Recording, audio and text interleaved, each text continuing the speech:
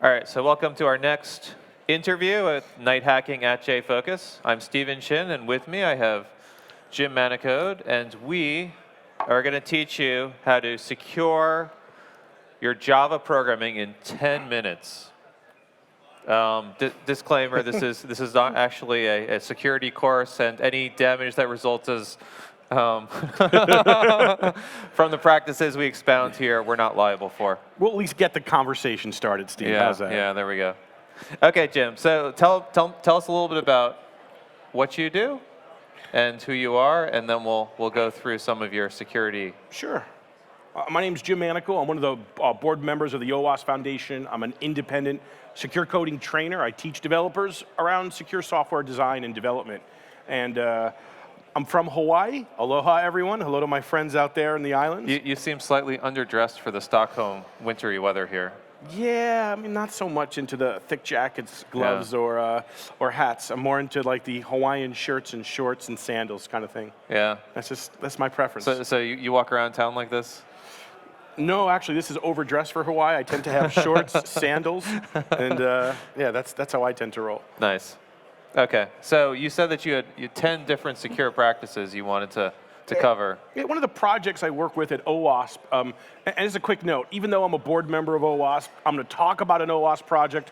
OWASP is a vendor-neutral, nonprofit organization. They don't endorse any of my commercial activities or anyone's commercial activities. It's just a nonprofit organization that I work with. So, you know, my commercial activities and my OWASP nonprofit activities, I firewall them as much as possible to try to remain ethical. So, cool. That aside, I'm going to talk about an OWASP project called the OWASP Top 10 Proactive Controls. It's just a project I'm working on as an awareness document to teach devs about secure coding. So the first of 10. Are you ready for 1 of 10? Wait. Okay, I'm ready. Yes. I think and a lot of these are boring, but the work of security is not when you do hacking. No offense to night hacking, that's a different kind of hacking. The real work in security is when you're designing secure software and writing lines of code using proper security controls or defenses. That's where the work is done. And it's minutia, it's detail, it's not even glorious. It's, you know, when you're coding and sweating and getting stuff done, that's where the security is done. And we're going through a culture change now where years ago it wasn't that important. Today, it's never been more important. So number 1, secure architecture and design. You know, we want to plan the dive and dive the plan, regardless of whether we're doing agile or DevOps or traditional waterfall. We're all going to have some kind of process to think about how we're going to build software before we build it. And there's do you ever get any pushback from the agile community about security practices or how you integrate it with their more fluid development style? No, I don't think so, because keep in mind, when you talk about agile is not about quickly writing crappy software. Agile is about iterative approaches, iterative high-quality software release. So it's not like we're just slapping stuff together. A true agile team has a disciplined and well-thought-out architecture, really elite processes and redundancy in programming, and they have baked into that agile process the ability to quickly release high-quality software. Now, a lot of agile teams, they take the good of agile, let's let my manager change requirements, low documentation. They take the fun parts of agile and embrace that, but the disciplined part of agile, many people throw away. So if you're throwing away the disciplined part of agile, you know what you are? You are not agile. So we need that discipline, and part of that discipline is a strong architecture, and part of a good strong architecture is, Stephen, that's right, security. Security controls. I think I'm going to be good at these questions. Awesome. So when I think about security design, let me give you an example. Suppose we're doing, we want to save a variable that's tracking how many times the user has failed to log in successfully. So if they exceed some threshold, we'll lock the account. Now, this isn't a perfect control, it's just an example. So if I want to implement that, I have to save an integer of current failed number of login attempts for that user. Where do I stick that variable? I know. In the browser cookies. Fail. So do I put it in the request, in a browser cookie, or a hidden variable? I've seen that before. And as the attacker, we can change that all day. Do I put it in the session, or do I put it in the database? A lot of people will say you put that variable in the session, or I can just drop the cookie and get a new session every time. So if I want to track the number of failed login attempts per user, that's got to be in the database, So it has to unique be for every persistent. user. Yeah, it's got to be persistent. Yeah. And so, as a developer, though, I can stick it in the session, and it's going to work. Wait, hold on. Pop the mic. We're running out of battery.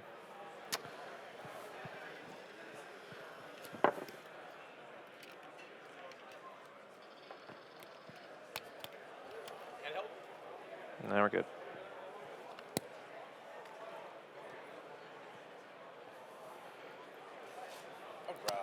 All right. All right, how's that for agile presentation? Perfect. So as a developer, I can take that variable, failed number of login attempts, and I can put it in the session, and it will appear to work all day long. And even QA testing it, it will appear to work in some scenario. So, but very easy for an attacker to write an automated application, bypasses it, just continually spams with new passwords till they crack it. Exactly, Steve. So we want to, as much as we can in design, we want to specify some of these design patterns and keep security in mind when we do it. Yeah. That's a very simplistic example. Now, what should, and design covers threat modeling, business logic design, and much, much more than just that small example. But what should fall out of a good design process is a series of requirements. Number 2 in our proactive approaches to secure coding. We want to have good requirements so we can prescriptively tell developers not just how the application should work, but what the security properties of that software should be. Hey developers, who out here, I'm just curious, who out here happens to be a Java developer? Anyone? Yeah. So how many times in your career have you been given a series of clear requirements that define how you code that application securely? You have 0. Okay, you went, yeah, right. But we can do this, and we should do this. Here's an example. Out of a good design process, we should have at least 2 major kinds of requirements. The first are functional security requirements. Like if I'm going to do the forgot password workflow, or change password feature, or the edit user feature, there's going to be security properties in all of those functionality, and that's stuff that a QA person can test easily. Another class of security requirements are non-functional requirements. These are things that are not visible, that a normal QA tester can't easily test, and we usually need security specialists to test it. And an example of that would be like a non-functional requirement. All your queries should be parameterized. Your password storage system should use an HMAC or an adaptive hash. And then we have business logic requirements, and now more important than ever, well, it's really important in Europe, but it's not so important in the US, privacy requirements. Yeah, so this is what should fall out of a good design process, is a list of requirements that I can give to a developer. Now, most people say, you must write secure code, and as a developer, you're like, well, how do you do that? And well, I don't know, just go figure it out. That's a path to failure. So we should spec out what the security properties of software should be. This is ideal, but you end up saving a lot of money and resources. So if you're getting your requirements from a product manager, a product owner, or somebody who's driving what your application should be like, how do you educate them on what they should be giving you for security requirements? If you have a product manager who's driving technical requirements that really knows nothing about security, there's a lot of frozen lakes in Sweden we can drop them into. It's going to lead to disaster. So it's fundamental that you have security buy-in from the C-level down. And especially when you're talking about product managers, technical project managers who are driving developers' time, if you don't budget security into that, it's a path to failure. And again, if you look back 5 years, security requirements didn't matter so much. The whole world has changed. This is the golden era of hacking. Yeah.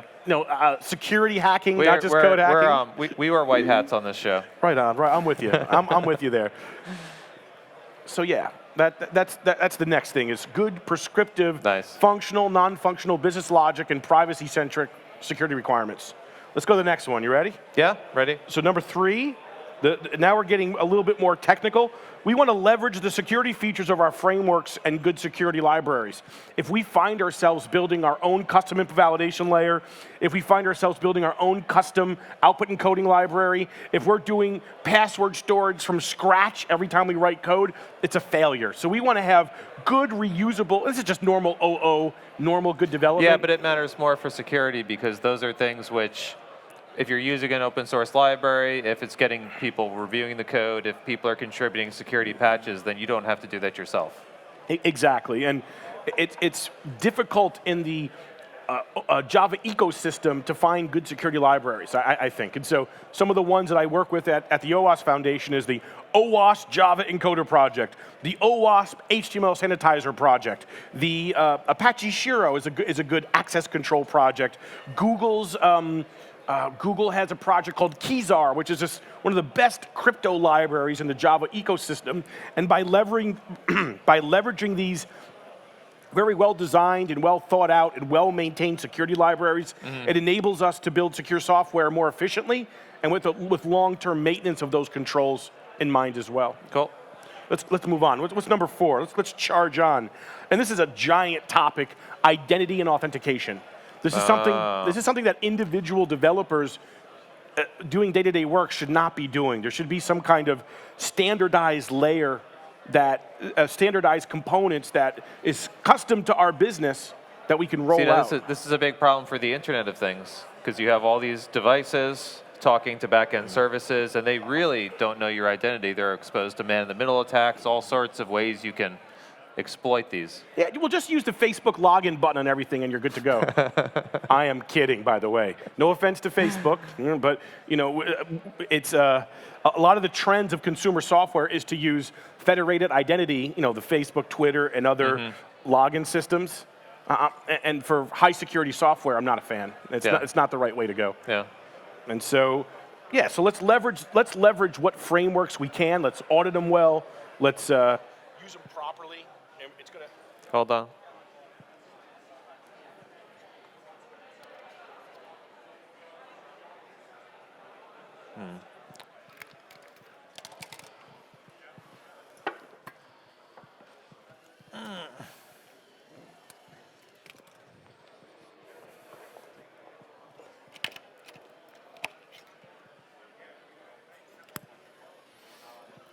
All right, so we are on battery set 3.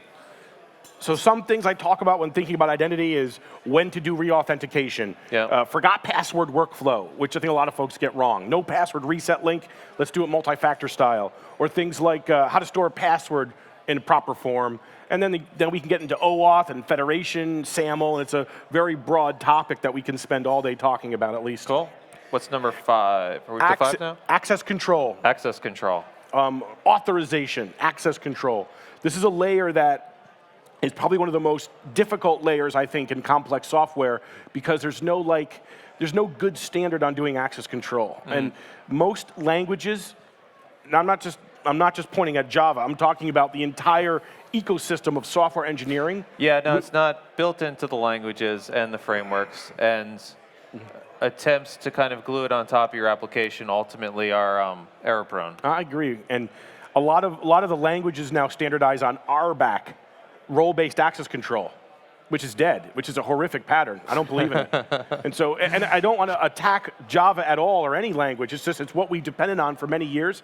Yeah. In the era of multi-tenancy and cloud-based computing and more advanced web-centric software, the security benefits of role-based access control fade. So we want to move to more of a capabilities-based access control system, or what NIST just standardized, ABAC, activity-based access control, where we're no longer coding to the user property. Like, we're no longer saying things like, if the user is an admin, or if the user is a manager, or if the user is this, and we hard code that everywhere, that's a path to failure. I like it better if the user is allowed to conduct this activity.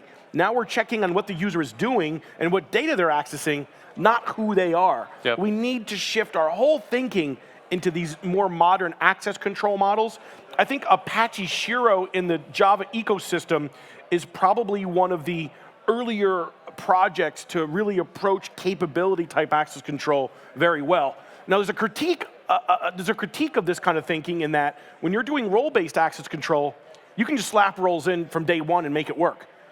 But when you're doing capabilities and more data contextual access control systems like I'm describing, there's a lot more setup before it starts working. So a friend of mine here, one of the speakers who was talking about IDE optimization, she's saying that using Apache Shiro to build access control into an existing system and augmenting it was incredibly painful, mapping Shiro to her database. But that's always going to be difficult when building a good data contextual access control system, but we need to do it. The wins will come out later. Got it. Let's charge on. Next. 6. This is my personal favorite security control. Do you have a security control that's your favorite, by the way? No, I don't. You don't have a favorite security control, Stephen? Nope. I think that's a part of your life that's missing something fundamental. We're going to work on that with you, Stephen. Let me think. What kind of security control guy do you think Stephen is? Let me think about this. He's kind of man of peace. He's kind of reserved. What would be a good security control for Stephen? I think encryption in transit, good SSL. I think that's going to be your favorite security control. Yeah, no, that is my favorite. Oh, good man. That's my new favorite. Good man. Good man. So number 6. Query parameterization. Now we're jumping from high-level design ideas to a very specific control. Steve, why is query parameterization such a fundamental control for secure software? Phone a friend? Let's phone a friend. So I'll be your friend. Let's phone. Hi, Steve. Good question. Steve, that's a good question. First of all, query parameterization is to stop SQL injection.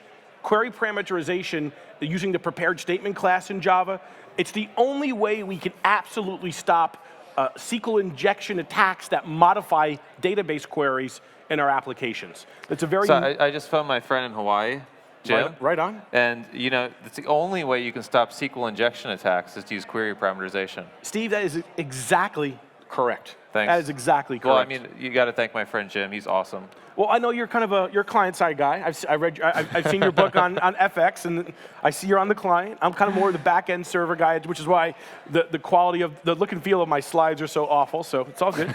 So number 6, query parameterization. It's a very narrow control because SQL injection is such a prolific problem. It's an easy way to do massive damage, and so that's one of my favorite controls: query parameterization. So next we'll talk about input validation. This is, almost every Java framework has a good input validation library in it. Struts, Spring, they all have their unique input validation layers. Just use them for all variables. On input validation, I like to put it on the client, but then leave it off on the server. You're excused. You can go now. I'll just take your headset. No, he's kidding. No, but actually, client-side input validation is really good for intrusion detection. If you have really strong server-side validation and strong client-side validation with the same validation rules, when people start evading your client-side validation and start breaking validation rules on the server, you know they're not going through the official clients. If the design is built correctly, one mistake in validation, it's lock their account. Especially when you're doing FX to web service type programming, they don't have a choice in client. They're using your client, and if it's built correctly, the only way to evade your input validation in the client is if they're man-in-the-milling you or intercepting the request or doing an evil twin attack where they use a modified version of your client to use the same web services. So input validation on the client is good IDS, intrusion prevention. And again, if you do it right, you can have a very low tolerance of server-side validation rules. One mistake, only a non-standard user can do that.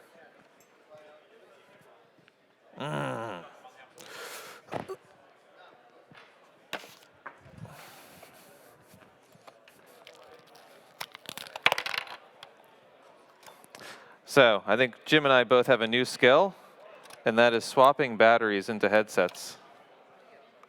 Hold it in for a second.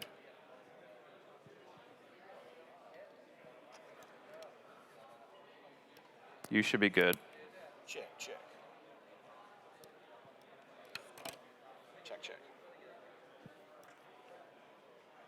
Go. It's all good? Yeah. Check. There we go. So yeah, so client-side validation in sync with server-side validation. You can be very low tolerant of server-side validation errors, and you get some intrusion detection. Next, another cool part of input validation that's non-standard is when you're dealing with untrusted HTML. So if someone's using like a tiny MCE or CK editor where they submit untrusted markup to your server, we need specialized validation, and there's some OAuth projects that do that. One of them is the OAuth Anti-SAMI project from Arshinder Birshiagi. Another one is the OWASP HTML Java Sanitizer project from Michael Samuel. These are specialized libraries to set policies around what HTML you're going to accept. Cool. That's charge. Next is, what do we have next here? Encoding. This is like my second favorite control. And this is when you're doing escaping in the user interface primarily to stop cross-site scripting. So one of the OWASP projects there is the OWASP Java Encoder project written by PhD candidate student Jeff Ikonowski. And this is a great library, the OWASP Java Encoder. What it lacks in good marketing in the name, it makes up for in quality and performance. This is a library you can use in the user interface to escape untrusted data to eliminate any potential JavaScript that might be in untrusted data. This is what cross-site scripting is. We want to do escaping in the client to defend from that risk. Next, data protection and privacy. This is like you doing cryptographic storage and SSL cryptographic transit properly. For encrypting data at rest. Yeah, for encrypting data at rest, don't do your own crypto. You're gonna get it wrong. You need to do AES in the proper mode with the proper padding and proper IV management and proper key management and proper cryptographic isolation. It's a challenge for even top tier experts. So I use a library called the Google Keyzar project, an open source project that's really one of the best crypto libraries of any language, frankly. And so another open source Java project. And not just using Keyzar, you want to make sure you isolate your crypto into isolated services. That's probably one of the more important parts of good design. And then we have SSL. There's a great website from Ivan Ristic called SSL Labs. It's a way to quickly verify how good your SSL configuration is. And it's really tricky to get that right and very important to get that right. So I think we're coming to the end here. I know it doesn't sound exciting, but to me, good logging is very exciting. Do you agree with that? Yes, yes. I heard it, but I didn't feel it. But that's okay, I can work through that. Yeah, so in the back of my mind, I was thinking good logging, and I was thinking, there's a good area for improvement for our Beyond Lambdas panel. Yeah. There's also a song from that talks about the joy of proper logging in programming. Oh. Ever Ren and Stimpy? Yeah. Have you ever watched Ren and Stimpy? Yeah. Do you remember, you know what song I'm going to talk about? No, I don't. The log song? Are you going to hum it for me? It's log, it's fun, it's heavy, it's wood. It's log, it's better than bad, it's good. That was really good. Thank you, I appreciate it. That's from Ren and Stimpy. It's coming back now. It's the Thank log you. song. We'll do more of that later after we had a few beers. So. Sounds good. So, but the importance of logging is it's to handle incidents when things go wrong. We want to build our software to prepare for failure. We want error handling, proper exception handling to make sure we're not leaking data and handling failures in software properly. And also intrusion detection. A lot of the products we normally buy for intrusion detection at the network layer don't translate well to the application layer. Yep. So we want to embed intrusion detection into our software. Another OWASP project that works with this is a project from John Melton and Michael Coates called the OWASP App Sensor project. That lets you, it's a Java project that lets you embed security-centric sensor points deep in your code. So when things go wrong, you can set a bogey for users and take a variety of different actions based on the severity of what they're doing deep in your software. Cool. And with that, we just went through 10. So that's like my first pass, the initial awareness when talking to folks about secure coding. So if folks wanted to find out more about the secure practices and OOPS, where would they go? Well, I just talked about the OWASP Proactive Control Project. So go Google or Bing or Alta Vista, the OWASP Proactive. I just said Alta Vista. Is that still even like up and running? Or I haven't hit it in enough years. I cannot answer that question. It's showing my gray hairs there. It's the OWASP Proactive Controls Project, the OWASP HTML Sanitizer Project, the OWASP Java Encoder Project, the Apache Shiro Project, the Google Keyzar Project. These are a series of Java libraries that can help you as a Java developer write more secure software. Cool. Thanks very much, Jim. Pleasure to be here. Thank you, Steve.